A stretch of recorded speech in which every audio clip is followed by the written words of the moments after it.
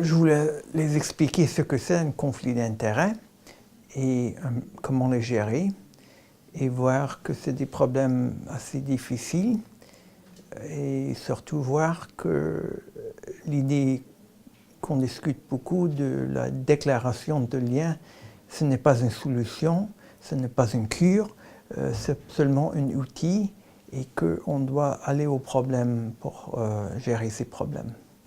Un type de conflit d'intérêt, c'est le chercheur qui, en même temps, est médecin et traite les patients.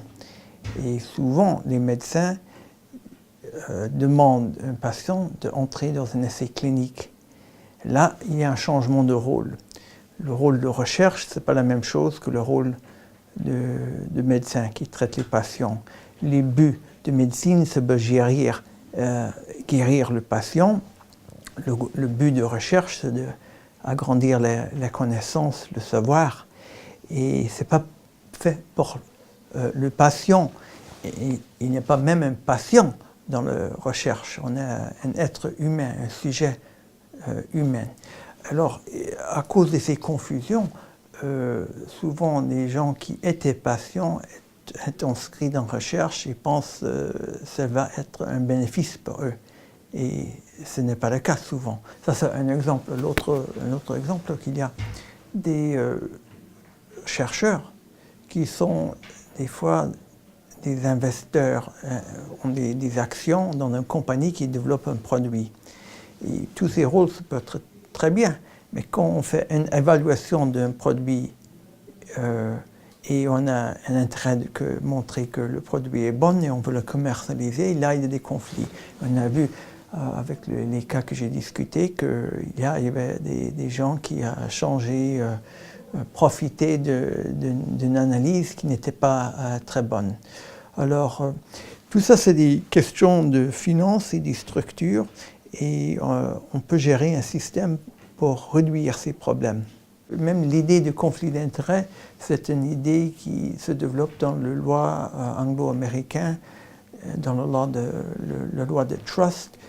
C'est un concept qui est développé dans la loi, ça a pris presque 400 ans pour se développer. Et ça s'est développé dans la loi de finances. Et après dans la loi de fonction publique.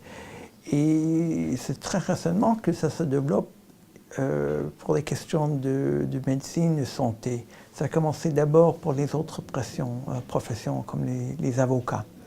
Alors, il y a des côtés philosophiques, il y a des côtés d'autres côtés, mais souvent les solutions viennent par des réglementations, des lois, et même si on regarde l'idée du conflit d'intérêts, on voit qu'il y a un côté légal.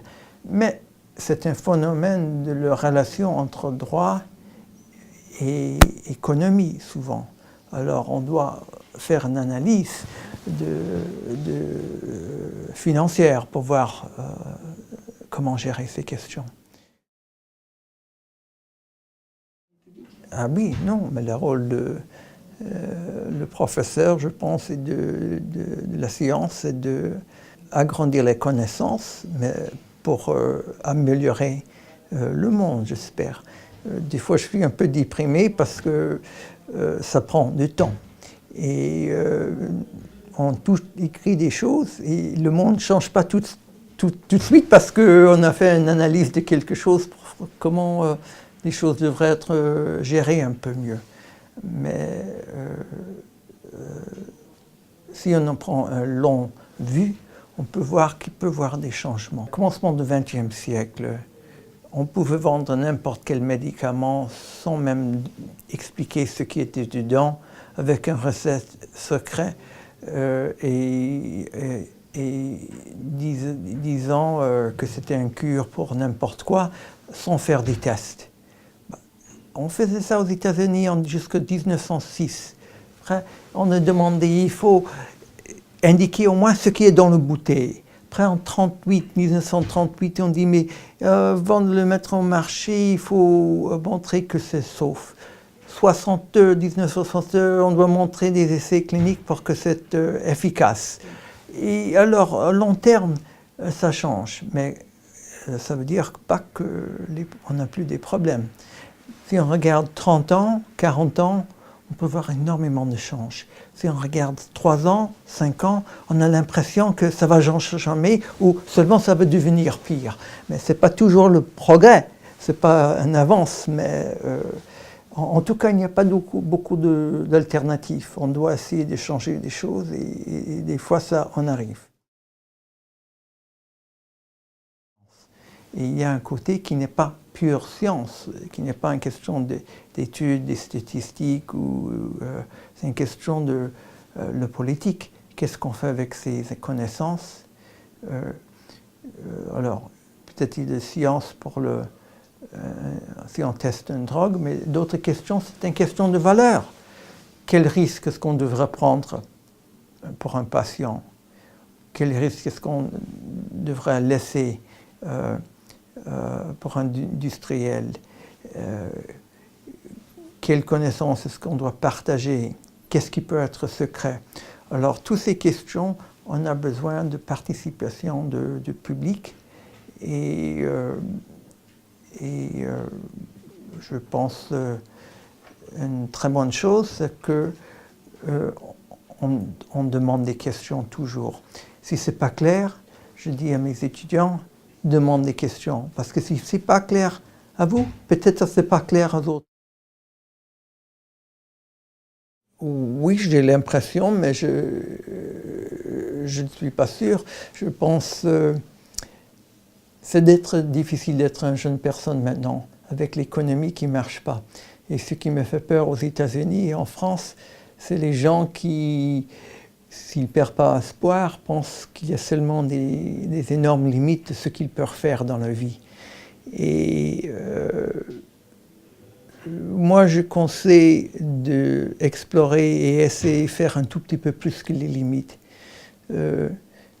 Pour des raisons personnelles. J'avais des difficultés à l'école quand j'étais jeune. Je suis dyslexique. Et les gens disaient, on ne peut pas. Il ne faut pas être modeste dans ce que vous faites. Et aussi, j'avais une période dans ma vie où je cherchais un emploi. Et c'était très difficile.